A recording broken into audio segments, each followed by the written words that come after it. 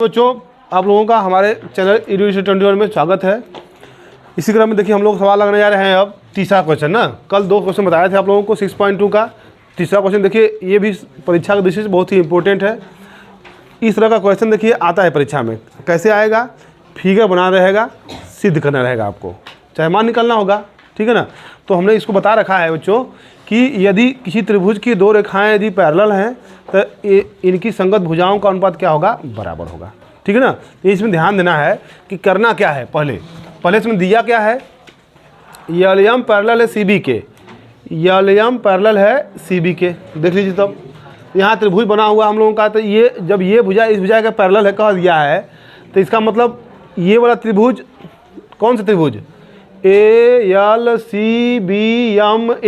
है ना पूरा। ये बड़ा सा त्रिभुज है बच्चों। तो इस भुजा के द्वारा ये त्रिभुज बनेगा, इस भुजा के द्वारा ये त्रिभुज बनेगा। तो ये दोनों त्रिभुज क्या हो जाएंगे? समरूप हो जाएंगे। तो इसके संगत भुजाओं का अनुपात क्या हो जाएगा? बराबर। तो पहले इसको लिख लेते हैं बच्चों। अच्छा, सिद्ध क्या करना है? AM बटा के AB है पूरा। तो आइए देखते हैं। चूँकि एलएम पैरेलल है CB के, एलएम पैरेलल है CB के, तो इतना लिख सकते हैं बच्चों। इनकी संगत भुजाओं का अनुपात AM लिख लीजिए बटा के AM बटा के AB, AM बटा के AB लिख लीजिए ना। अब इसी संगत भुजा यही ना है, AM बटा के, अरे अच्छा हाँ AB, पहले AB लिखेंगे हम लोग। हाँ, AB बटा के, फिर मिस्टेक हो गया, AB बटा के AM बटा के AB, AM बटा के AB बराबर ये वाला AL बटा के AC, AL बटा के AC। ये रहा समीकरण नंबर 1, AL बटा के AC। पुनः नीचे वाले में काम करेंगे बच्चों। तो नीचे वाला क्या है? यहाँ लिखेंगे LN बटा के CD। क्या है? LN बटा नहीं, सॉरी मिस्टेक, पैरेलल है। ई भुजा इस भुजा क्या है? पैरेलल है ना। यह भुजा इस भुजा के पैरेलल है। तो बच्चों इसमें भी देखिए 2 त्रिभुज है। तो इस भुजा द्वारा एक त्रिभुज बन रहा है, इस भुजा द्वारा एक त्रिभुज बन रहा है। तो ये दोनों भुजाएं पैरेलल हैं। तो ये त्रिभुज और ये बड़ा वाला त्रिभुज क्या होगा? संगत होगा। तो लिख लेंगे इसमें बच्चों, पहले इसको लिख लीजिएगा AN बटा के AD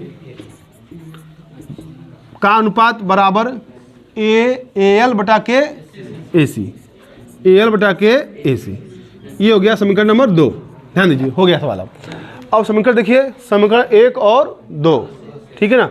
समीकरण 1 और 2 को देखा जाए तो लिखेंगे समीकरण 1 और 2 से, समीकरण 1 व 2 से। तो देखिए, तो 1 और 2 में देखिए क्या है? इधर AL बटा के AC है, इधर भी AL बटा के AC है ना। AL बटा के AC, ये दोनों पक्ष बराबर हैं। तो ई भी दोनों पक्ष पर क्या होगा?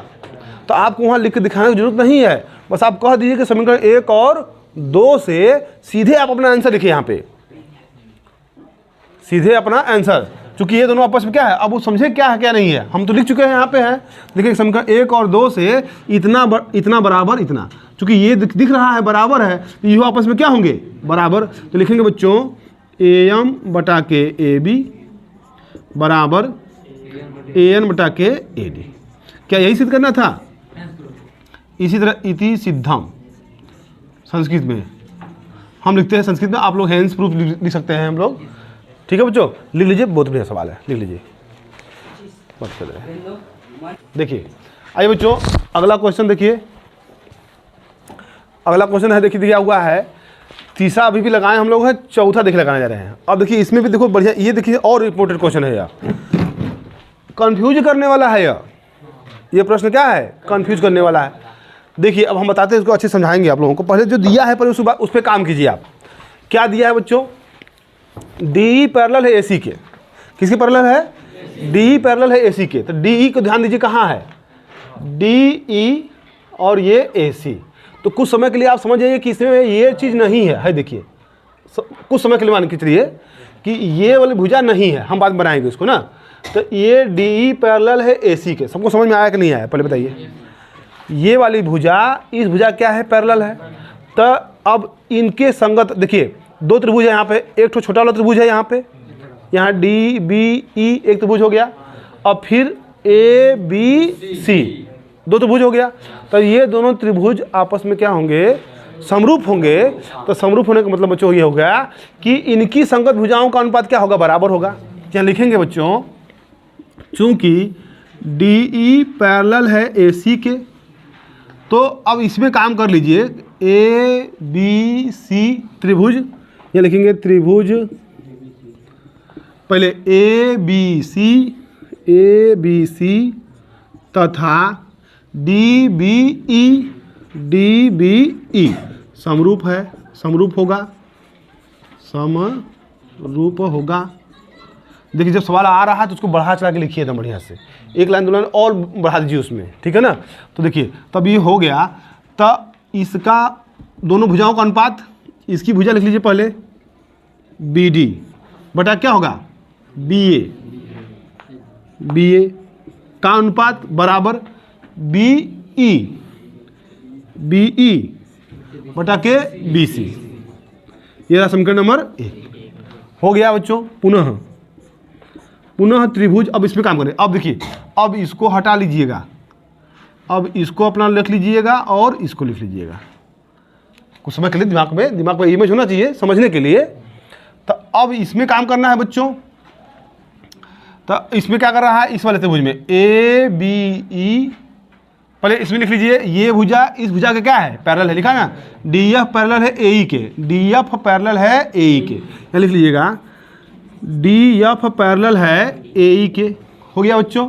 फिर तब अब इस त्रिभुज कहेंगे कि अतः त्रिभुज कौन सा, डी बी एफ तथा ए बी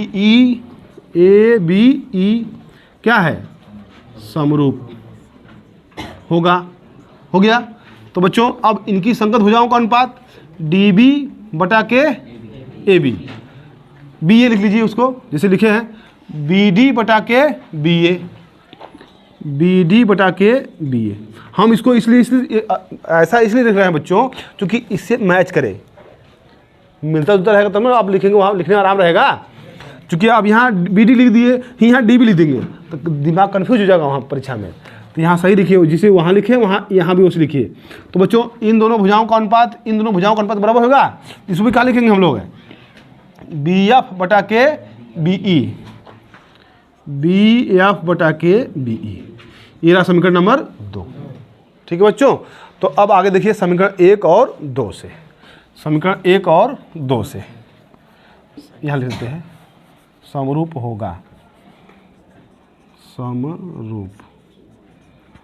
तो समीकरण 1 व 2 से, तो देख लीजिए बच्चों यहाँ फिर वही चीज़ आ गया, ये दोनों आपस में बराबर है ना। तो ये भी आपस में क्या होगा, तो लिख लेंगे यहाँ पे बी ई बटा के बी सी बराबर बी एफ बटा के बी ई। देखिए क्या सिद्ध करना था इसमें,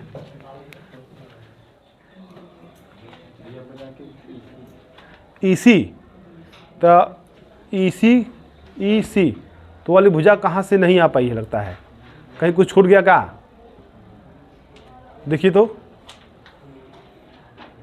ईसी हमको चाहिए, बी ई बटा के ईसी छूटा है लगता है कहीं, बी ई बटा के ईसी, कहीं मिस्टेक है इसमें। देखिए थोड़ा सा कहाँ मिस्टेक हो गया। देखिए बच्चों ये है, सिद्ध करना है, ये दोनों भुजाएं पैरेलल हैं तो इतना सिद्ध करना हम लोगों को है। तो यहाँ लिखेंगे पहले इसको देखेंगे बच्चों, डी ई पैरेलल है ए सी के, डी ई पैरेलल है ए सी के, डी ई कौन सा, डी ई पैरेलल है ए सी के। तो देखिए ये कहने का मतलब है बच्चों कि त्रिभुज ही पूरा बड़का वाला है ना, ये त्रिभुज क्या है, बड़ा वाला है। इस त्रिभुज के बीच में एक रेखा है, वह रेखा इस रेखा की क्या है, पैरेलल है। तो इनकी भुजाओं का अनुपात ये वाला, इन दोनों भुजाओं का अनुपात आपस में क्या होगा, यही यहाँ लिखेंगे बी डी बटा के डी ए, क्या लिखेंगे, बी डी बटा के डी ए, बी डी बटा के डी ए बराबर होगा, का अनुपात बराबर होगा BE बटा के EC, BE बटा के EC होगा। ये रहा समीकरण नंबर 1। पुनः ये वाला लेंगे बच्चों, DF पैरेलल है AC के, इनका रहा है तो AE के, हाँ DF पैरेलल है AE के। अब इसको लिख लीजिए और इसे खींच लीजिए ऐसे, इसको कुछ समय के लिए हटा दीजिए बच्चों, अपने समझने के लिए कुछ समय के लिए हटा दीजिए। तो अब यह भुजा पैरेलल हो गई, तो अब इसका अनुपात इसके अनुपात के क्या हो जाएगा, तो लिखेंगे यहाँ पे, फिर लिखेंगे BD बटा के DA, BD बटा के DA बराबर होगा BF बटा के FE, BF बटा के FE। समीकरण नंबर क्या हो गया, 2 हो गया। समीकरण 1 और 2 से, समीकरण 1 व 2 से, ठीक है। तो देखिए आप इधर वाला पक्ष बराबर है, तो इधर भी पक्ष क्या हो जाएगा, बराबर। तो लिख लीजिए इसको, BE बटा के EC बराबर BF बटा के FE। यही सिद्ध करना था ना, देख लीजिए, मिला लीजिए, वही आगे पीछे लिखा है, ये उधर है, ये इधर है, हमारा है, ये उधर है, क्या दिक्कत है, सही है, इधर चाहे उधर दोनों तो चलेगा हम लोगों का, कोई दिक्कत इसमें बच्चों, समझ में आ गया। अच्छा, जो लोग पहली बार आए हैं तो वीडियो को सब्सक्राइब जरूर कर देंगे बच्चों, और बेल आइकन दबा देंगे, जिससे आने वाली हमारी नोटिफिकेशन आप लोगों को कंटिन्यूस मिलता रहेगा। और देखिए ये बोर्ड परीक्षा की तैयारी चल रही है बच्चों, ठीक है, बोर्ड परीक्षा की तैयारी करा रहे हैं आप लोगों को, है शाम को 8 बजे से लेकर रात को 11 बजे तक पढ़ाते हैं बच्चों, कक्षा 10 और 12 का। Thanks for watching.